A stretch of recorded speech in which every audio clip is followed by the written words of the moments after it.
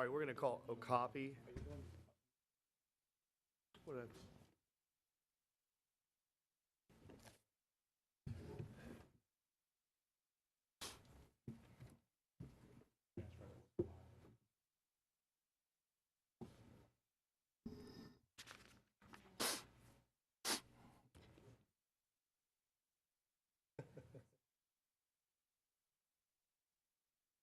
Yep. All right, let's call 2219 West Pratt. Am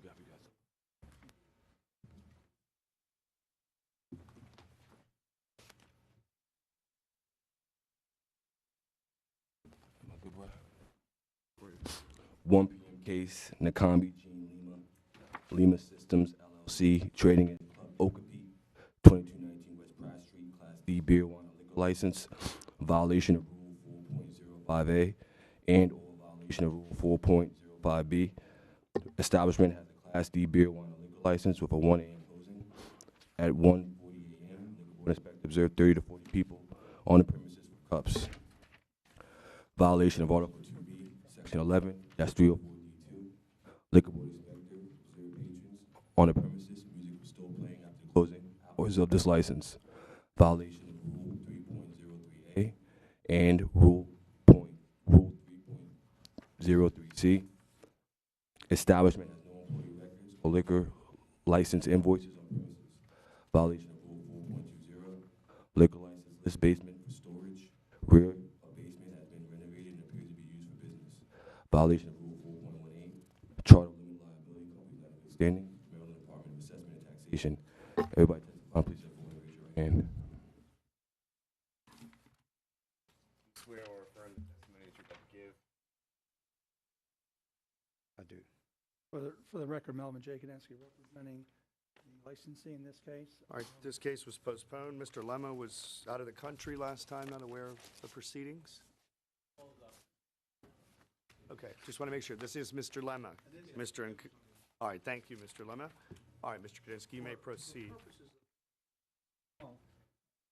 General admission, staying open after hours on 15th, 2012.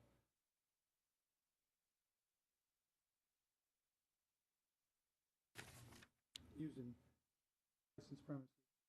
Rules and records will have tested. They weren't available. Time. Standing of the corporation, we have the evidence that in standing. Okay. Not sure what. July 15th, or no, August 20th in the 4.18 charge.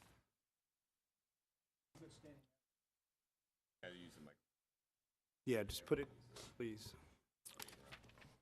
And Thank you very much, Mr. Recorder. all right, just so that we understand, you've got a general admission to the 405, a general admission to the greater charges surrounding the 405 charges. And although I think they're cumulative, but that's an argument at the end. Certainly. And then you're going to admit or deny as to the records. The records were not on the premises at the time, but they do exist. Okay. And as far as the basement, as far as using the premises or alterations, you're denying that? Deny that, you know. And you're denying the good standing violation? Okay. We have a good standing certificate. Okay, we'll hear from you as soon as we hear from Inspector Ray. I don't mind you taking his report, and it's Certainly. We'll up to you. I mean, we'll hear from him briefly so I can we can have a better understanding of the matter. Inspector Jeffrey Ray. Yeah. You're the Baltimore City Liquor Board. Good afternoon. Good afternoon. Honorable Chairman, esteemed commissioners. Give me great pleasure to stand before you again today to talk about this particular case. Thank you. All right, tell us what happened on October 14th, 2012, Inspector. No, that's July the 15th. Oh, you're right, July 15th. The pleasantries. They did indeed. Something new. For that. Go ahead. What happened on July 15th, Inspector? On July 15th, I was basically investigating another premises,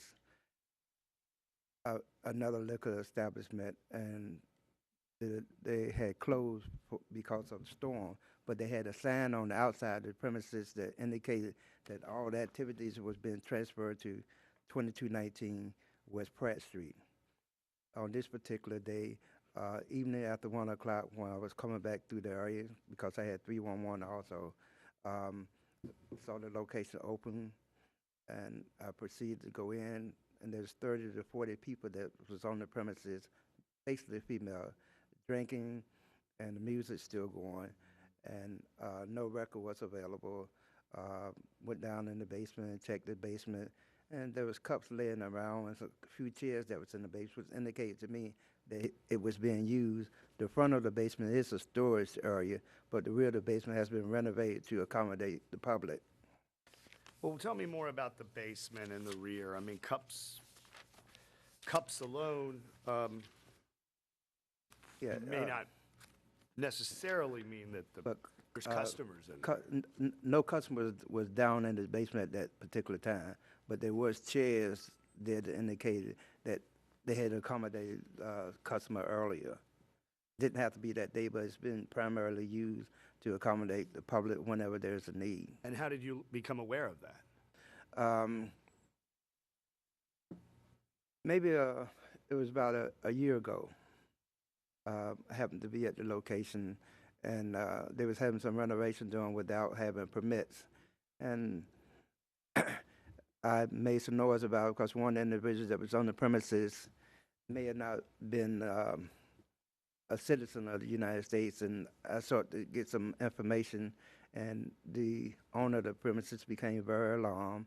He came down to the office, and he was quite angry. Well, I don't object to. I, All right, hang on. There's an objection. As to this, There's an objection. There's no Inspector bearing Ray, as so to you need to stop what you're as saying. to what happened. What's the basis for your basically has objection? no relevance to this date.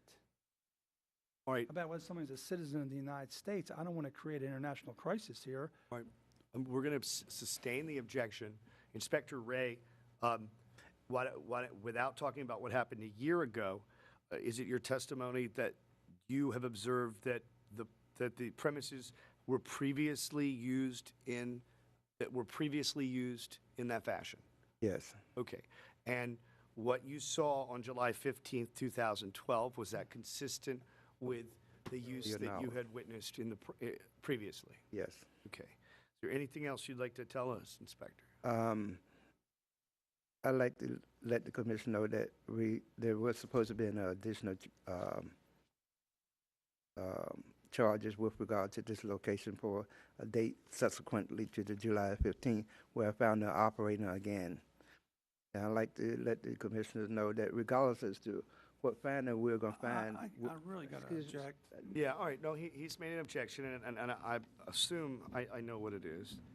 And you're objecting because, It's not relevant charges for here- this date. and Inspector Ray, what he's saying is correct, is that all we have before us today Is are the these July. charges from July, and then the charge from August on the State Department of Assessments and Taxation good standing failure. So is there anything else you'd like to say, Inspector? No, if we only talk about July 15th, August is Right. Okay, thank you very much. Do you have any questions Just for the very inspector? briefly, When, on the July 15th, there was nobody down in the basement. No, there was no. I didn't see anybody down in the basement at the time. And when you got there were people upstairs, though. Oh yes, there was There was activity upstairs. Yes, People had drinks, yes. there was activity. But down in the basement, it was empty. No, there was nobody in the basement. How did you get down to the basement? Was it Laid down door? in You the opened basement. door? Laid down in the basement by Alex. Yeah, but he took you down there. Yeah. All right, but I mean, was there a door there to go down there? Oh yeah, and Was the steps. door open or closed? The steps to go No, down was there down the a basement. door open there or closed to go down to the? Down in the basement, the front side, where the stores take place, and the back side where the activities take place. No, they were not closed. All right, and then was there a cash register down there? I didn't observe a cash register. I have no further. All right, thank you very much. How much, did you look at the cups that were in the basement? Yeah, they was the same cups that was being used upstairs. Were they wet? I didn't check them for.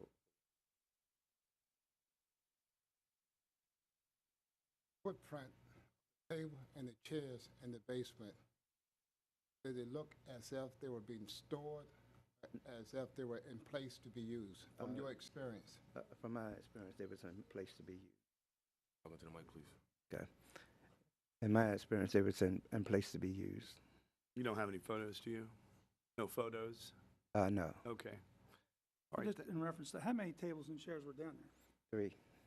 3 tables and 3 chairs, or 3? Three tables and chairs that was lined up against the wall, but there were 3 that was down. All right, so the tables were against the wall, or were the chairs against the wall? The chairs was against the wall. And then one table was down and had 3 There were chairs on it. 3 tables down.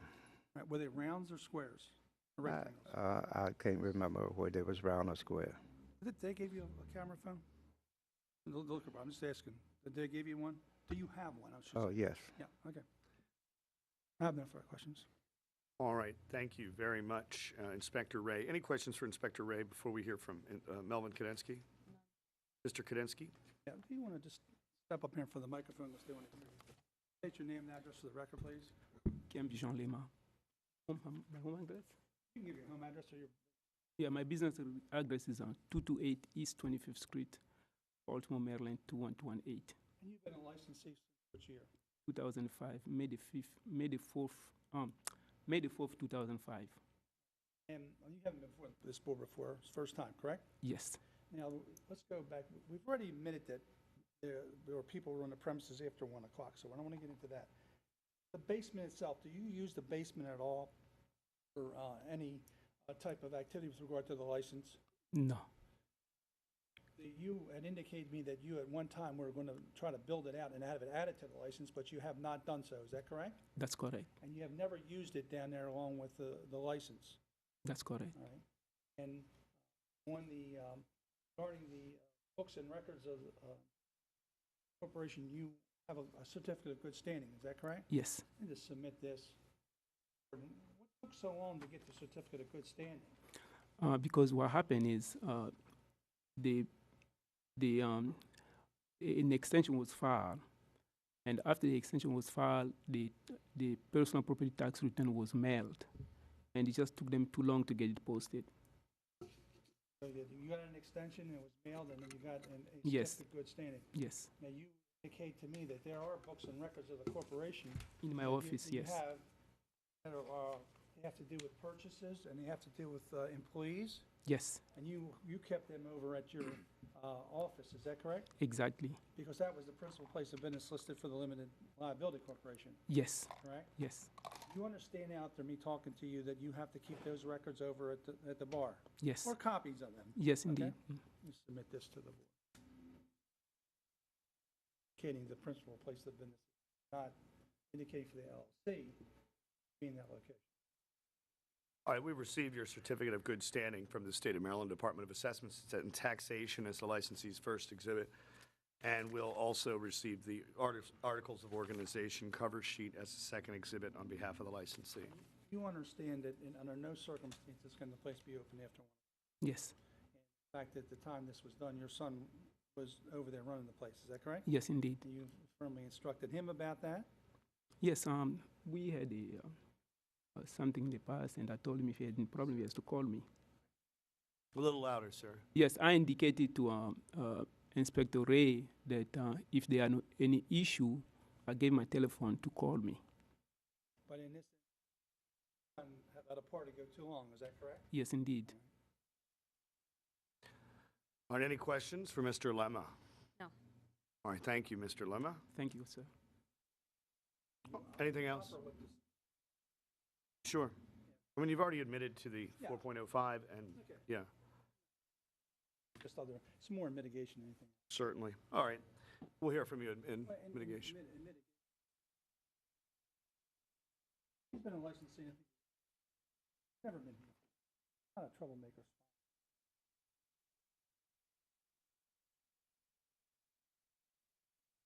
Son had been,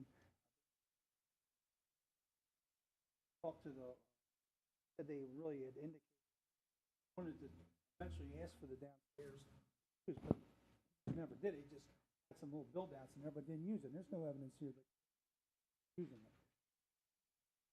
books and records. Premises, we've had before, trepidation about keeping the records if,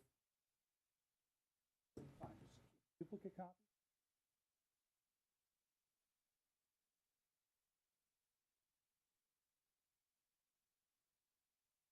Time there was a party, then the gas one. Yeah, Mr. Kadensky, I know you've been Who's talking to you when you say appearing that? in City Hall the longest. The eye in the sky. But that's right. So Can you've got to, can he identify himself or herself? you can wave a camera. Who is Go ahead. Eye in the sky, He's sir. there. Right there. Thank you. All right, and that, he had trouble, getting the people out, and he didn't get them out. I'm saying, he admitted the violation, and I talked to the father, and I heard him talking to his son. It was not a pleasant conversation, okay, because it's his license and it's his business. So I don't think that's gonna be kind of a situation that he now understands what he has to do. As far as the good standing, you and I all deal in this where you ask for extensions, and then they come in, they don't process them through. He's in good standing. It wasn't at the time, but he's taking care of this. So taking all the things as a totality in this case. This is, I don't want to say it's a de minimis type thing, but it is a violation. But he's not a kind of a person that's been doing this on a regular basis, and he's been a licensee, when he talks 7 years now, and it's the first time, and you can see that he makes a very good appearance in front of the board, and I ask the board to take it in consideration. All right, thank you very much. We're going to go off the record. But let me make a comment first. On the record. Mr. Kodensky, you made a comment that he has made some minor changes in the basement, which is part of the liquor establishment. It is not. It's not a part of the licensed premises. So the licensed premises is only on the first. Yes. Basement was for storage. You know that anytime any built-out is made, whether it be on the first floor or in the basement, if it's a structural change, you need to get a permit. So let's make sure if you make any other structural changes, whether it be on the first floor or any other locations in that building, you get a building permit. Yes, he did. You can give me a comment if you want to, but you really don't have to. That's right. That's fine. You're right. Inspector Ray, let me make sure I understand before we go off the record that you indicated that there were tables downstairs and cups, Yes. but that there were no structural changes. Is that right? I don't know what you mean when you say no structural change. There is a bar downstairs. The bar that was added Um, since your last visit? This is the first time I've seen the bar. Was the bar stocked with alcohol? There was no stock at the bar, but it was a bar that could be used for entertaining. Okay. And you mentioned the cups. It was there. It wasn't a storage of several cups together. It was No, several individ- cups that had been used. individual cups. Yes. Was it indicative of at the end of say a birthday party and there's still cleaning up to do? Did it look like people had been down there It and looked left? like The mic, talking to Mike. it looked like there had been people down there on that particular evening. And you based that on what your experience at the liquor board Experience, or at 24 parties? years of experience with the liquor board. Okay. Thank you. Once right. again, you may saw what was in the cups, beer, wine, liquor, No, I did not see what was in the cups. and you didn't take any pictures? No, I didn't take any So, pictures. I mean, if there were cups down there that had soda or water in them, you wouldn't know Is- that either. If it was soda or water, it's an alcohol establishment. It will be consumed or taken for granted based upon Maryland law. There would be alcohol. You're saying that be considered for granted because they have water, that there'd be alcohol? Yes, it's a liquor establishment. All right, Anything further, Mr. Kadensky? nothing further. All right, then we're going to go off the record. Let's go on the record. Decision phase, November 29, 2012. Kiambi Jean Lema, Lema Systems LLC, trading as Club Okapi, 2219 West Pratt Street. Mr.